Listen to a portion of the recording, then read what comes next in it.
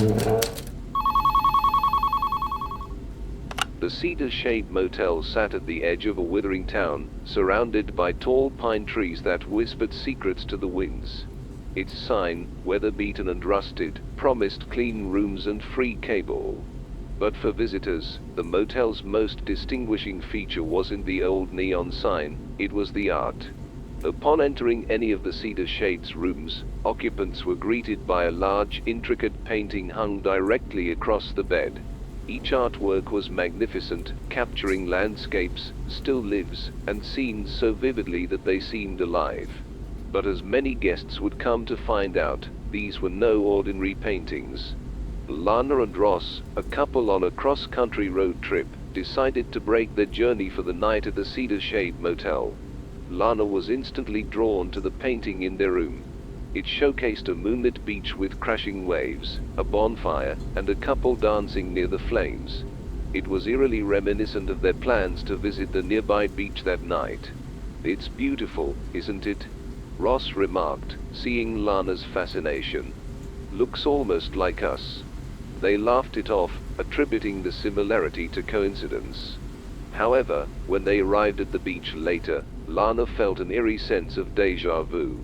The setting, the bonfire, even the couple from the painting, seemed to eerily coincide with the scene before them. As the night went on, the painting's influence grew more pronounced. At one point, a gust of wind blew Lana's hat away, and Ross chased after it, reenacting the exact joyful chase portrayed in the artwork. "Do you ever feel like we're following a script?" Lana whispered to Ross as they danced by the fire, the waves providing a rhythmic backdrop. Ross chuckled. "What? Like the painting is controlling us?" "That's just silly, Lana." Yet, as they returned to their room, another detail from the painting manifested. Lana found a seashell necklace on their bed, identical to the one the painted woman wore. "This is getting creepy," she muttered. Ross, trying to keep the atmosphere light, just smiled. "Maybe the artist is psychic. Let's get some sleep." The next morning, guests from other rooms began to gather in the motel's small lobby, comparing their own experiences with the paintings. Each artwork seemed to predict events from the occupants' stays, from innocent activities to personal conflicts. "It's like these paintings know us," murmured one elderly man. His room's artwork had depicted him reuniting with his estranged son, which, shockingly, had happened just hours ago. A young woman added, "Mine showed a lost kitten, and guess what I found outside my door this morning?" But among the shared stories, a chilling pattern emerged. Every painting had one final scene that hadn't yet occurred, one that always depicted the subject's demise. Lana and Ross's beach painting showed the couple's silhouettes being swallowed by towering waves. The elderly man showed him lying still on the floor, a spilled medication bottle beside him. The young woman's painting displayed a shadowy figure standing behind her as she looked into a mirror. Panic began to grip the occupants. Desperate to break the curse of the painted prophecies, they sought out the motel owner, an old woman named Mrs. Higgins. Mrs. Higgins, hearing their tales, sighed deeply. "I tried to warn everyone about the paintings, but no one ever listens. They were created by an artist who stayed here long ago. He claimed to see the future and poured his visions onto canvases. Some say he struck a deal with the devil to gain his talents, while others believe he was just cursed." Lana, desperate, pleaded, "How can we break free from their predictions?" "The paintings," Mrs. Higgins responded slowly, "can only guide fate, not determine it. If you are truly intent on changing your destiny, you must change the story of the painting."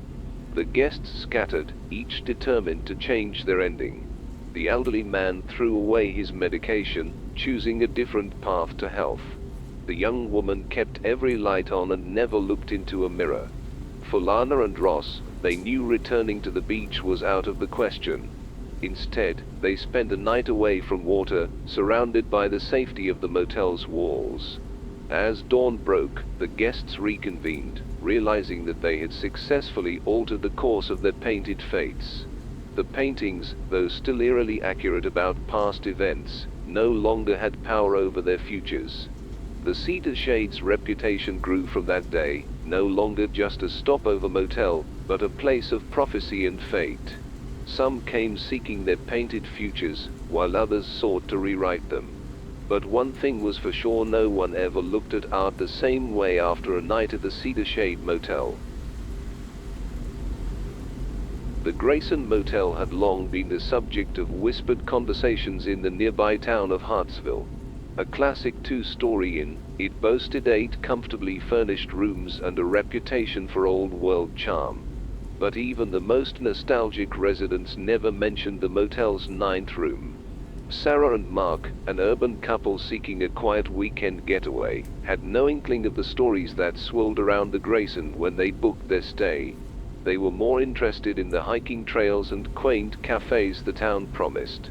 But their attention shifted dramatically on their first night when Sarah's phone buzzed with a new voicemail notification. The caller ID read, "Room 9." Playing the message, a voice distorted with desperation and terror pleaded, "Please, you have to help me. I'm trapped in room 9. It's so dark in here. You have to get me out." The couple exchanged uneasy glances. The message was undoubtedly unsettling, but perhaps it was a prank by some mischievous kids in town. To quell their unease, Mark decided to inquire with the elderly motel owner, Mr. Grimes. Mr. Grimes, a stout man with silver hair and a gaze that had seen too much, paled when he heard the voicemail. He took a deep breath and explained, "Years ago, the Grayson did have 9 rooms. But after a series of unexplained occurrences in room 9, we decided to break it up." Sarah, not easily spooked, pressed for more details. "Unexplained occurrences?" Mr. Grimes hesitated, then spoke in a low voice. "Guests in room 9 complained of cold spots, disembodied voices, and shadows moving on their own. Some even woke up with unexplained scratches. One evening, a young woman staying in that room disappeared without a trace. That was the final straw." Mark interjected, "But if it's bricked up, how did we get this voicemail?" The old man's voice trembled. "I don't know. Nobody should be able to call from room 9. I made sure of it." Unable to shake off the voicemail's implications, Sarah and Mark decided to investigate further. They sought out locals who might share more about the mysterious room 9. An old woman, Mrs. Caldwell, remembered staying in room 9 as a young girl. The room felt oppressive, like being underwater. "That night, I heard soft whispering, as if someone was recounting a tale of sorrow. I ran out and never returned." As dusk approached, Sarah and Mark returned to the motel, their minds heavy with the stories. They examined the place where room 9 once stood. Sure enough, in between rooms 8 and 10, there was an expanse of bricks, mismatched from the rest of the wall. Late into the night, another voicemail arrived, the same terrified voice echoing, "Why haven't you helped me? Time is different here. Each second feels like an eternity. Find a way." Driven by a combination of fear and determination, Sarah suggested they try to communicate with the voice. Placing a call to room 9, they waited with bated breath. After a few rings, the call connected, and the same fearful voice responded. "Who is this?" Sarah replied gently, "We want to help you. Tell us what to do." The voice whispered, "Find the old floor plans. They'll show you the way." A visit to the town's archives the next day revealed old blueprints of the Grayson Motel. They indicated a small crawl space behind room 9, accessible via a concealed hatch in room 8. Armed with this knowledge, Sarah and Mark, along with a hesitant Mr. Grimes, entered room 8. Searching meticulously, they finally located a trapdoor beneath the carpet. With a collective deep breath, they opened it, revealing a narrow, dark tunnel. Mr. Grimes provided a lantern, and Mark led the way. The passage was tight and winding, and the atmosphere grew colder as they progressed. They finally emerged into a space that retained remnants of its past as room 9, a rusted bed frame, peeling wallpaper, and a decayed dresser. But most striking was the huge ornate mirror that dominated one wall. It pulsed with an eerie light, and within its depths, the shadowy figure of a woman could be seen. Sarah, summoning her courage, approached the mirror. "We heard your calls. How can we free you?" The woman's voice emanated from the depths of the glass. "This mirror trapped my spirit. Break it, and I can finally find peace." Without hesitation, Mark picked up a rusty chair and hurled it at the mirror. The glass shattered, releasing a brilliant flash of light.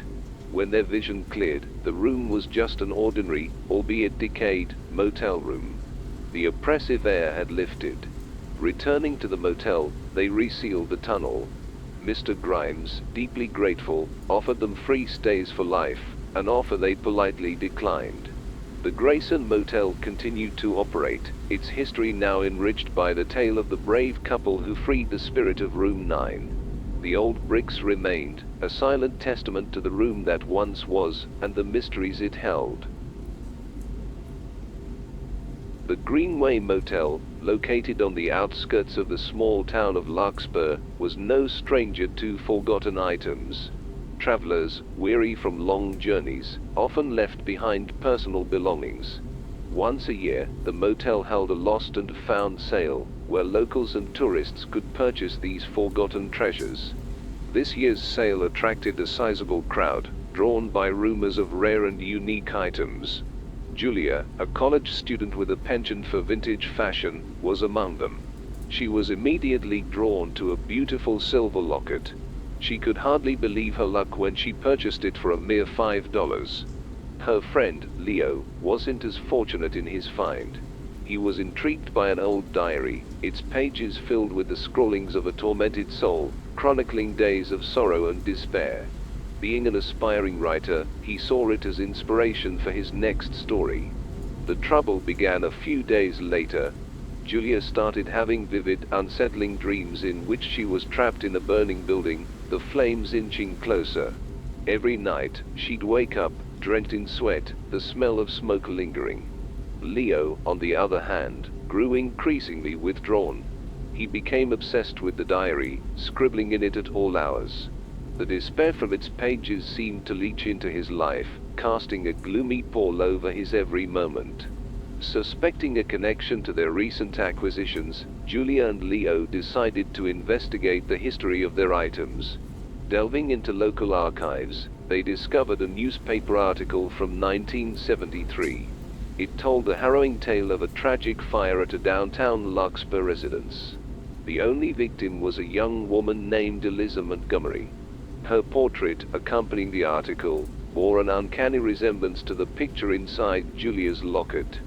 Digging deeper, they unearthed the tragic story of Samuel Thompson, a local poet who succumbed to severe depression. A copy of his diary was attached to his biography, identical to the one Leo possessed. Realizing they were reliving the tragic fates of Eliza and Samuel, the two sought out Mrs. Eileen Greenway, the elderly owner of the motel.